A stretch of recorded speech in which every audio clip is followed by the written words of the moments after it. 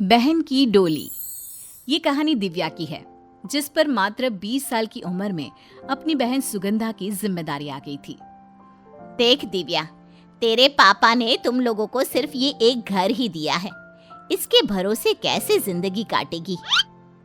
देख, ये घर हम लोगों को दे दे और आकर हमारे साथ रहे। हम तेरे और सुगंधा के रहने खाने का खर्चा उठा लेंगे। दिव्या छोटी सी सुगंधा को देखती है।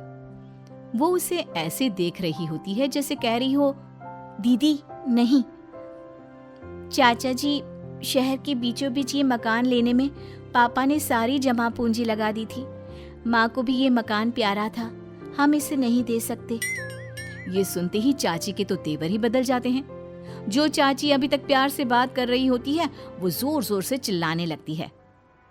हाँ हाँ, तुम इस आलीशान मकान में पॉश इलाके में रहो, मैं और मेरे बच्चे उस गांव के कच्चे मकान में। मैंने बोला था ना, ये लड़की बहुत चालू है, ऐसा नहीं मानेगी।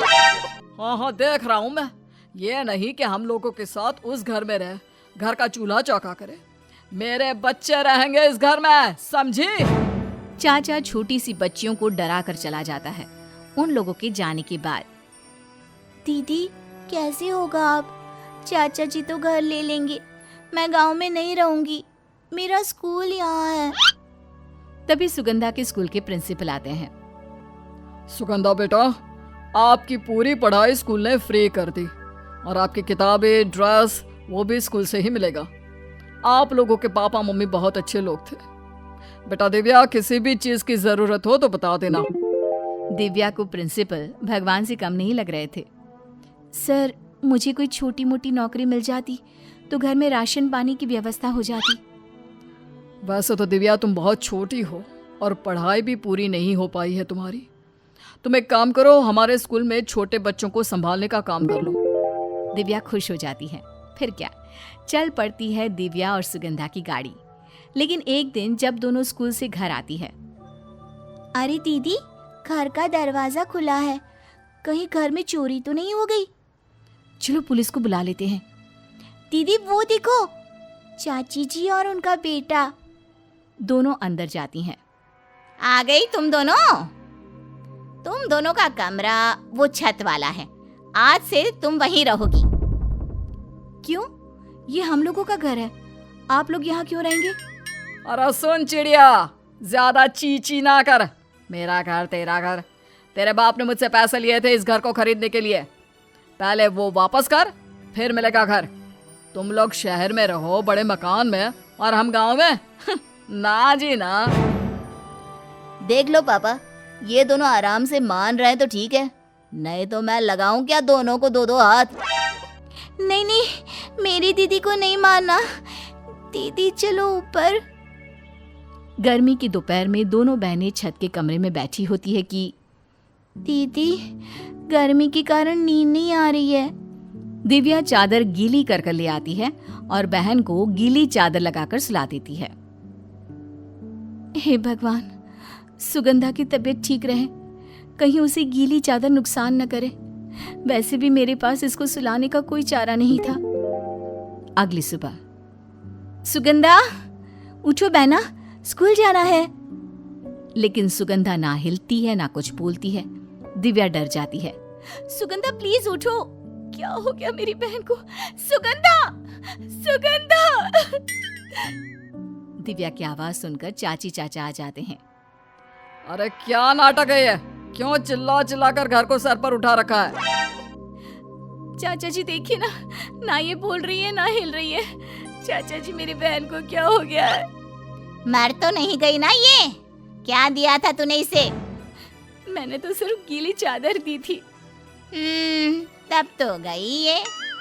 दिव्या चाची की बात पर जोर से चिल्लाने लगती है। न जाने कौन सी शक्ति दिव्या के अंदर आ जाती है। अगर मेरी बहन को कुछ हो गया ना, मैं तुम लोगों का वो हाल करूंगी कि देखना।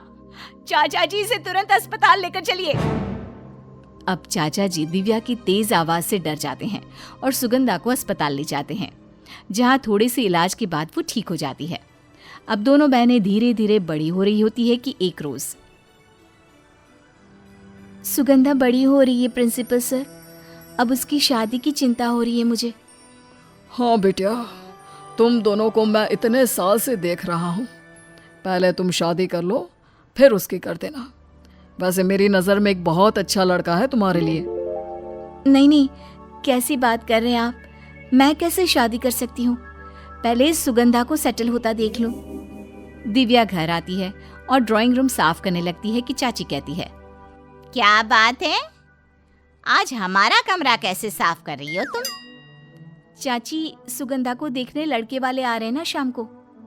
हमारे पास 1 रुपया नहीं है शादी वादी के लिए।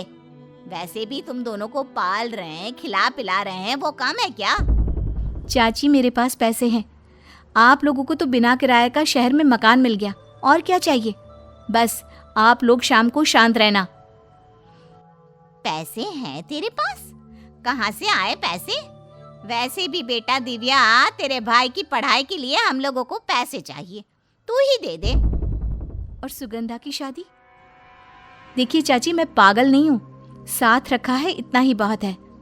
शाम को लड़के वाले सुगंधा को देखने आते हैं और रिश्ता फाइनल करके चले जाते हैं।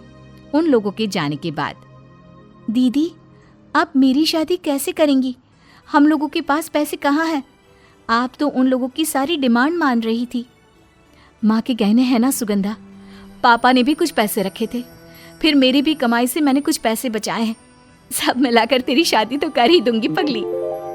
बाहर खड़ी चाची सब सुन रही थी। यहाँ चाचा इसके कमाते नहीं, बेटा मेरा पढ़ने में नालायक, घूस देने के लिए पैसे नहीं है, और ये बहन की शादी करेगी। एक रोज दिव्या के जाने के बाद चाची उन लोगों के कमरे में जाती है और अलमारी से सारे पैसे और जेवर चुरा लेती है। शाम को जब दिव्या घर आती है तो, हाय रे मेरे पैसे, जेवर, मैं तो बर्बाद हो जाऊंगी। कहाँ गए मेरे पैसे? चाची, चाची! क्या हो गया, क्यों चिल्ला रही है? यहाँ मेरे पैसे और जेवर थे वो। हाय रे, चिल्ला तो ऐसे रही है जैसे मैंने चुरा लिए। तभी सुगंधा पुलिस को लेकर आ जाती है। पुलिस चाची की अलमारी से सारे पैसे और गहने लेकर दिव्या को दे देती है। चाची, आज आपने बहुत गलत काम किया है। सर, ये हमारे घर में गैर कानूनी तौर पर रह रही हैं। ये कहकर वो पुलिस को सारी बात बता देती है। चलो तुम तीनों अपना बोरिया बिस्तर बांधो और निकलो यहाँ से। हमें माफ कर दे दिव्या, लेकिन घर से ना निकाल। तेरी चाची की लालच ने तो सब खत्म कर दिया। मैंने आप लोगों के बहुत जुल्म सह लिए, लेकिन मेरी बहन की शादी होने वाली है और मुझे आप लोगों पर बिल्कुल भरोसा नहीं। निकलिए यहाँ से। सभी घर से निकल जाते हैं और दिव्या धूमधाम से सुगंधा की शादी करती है।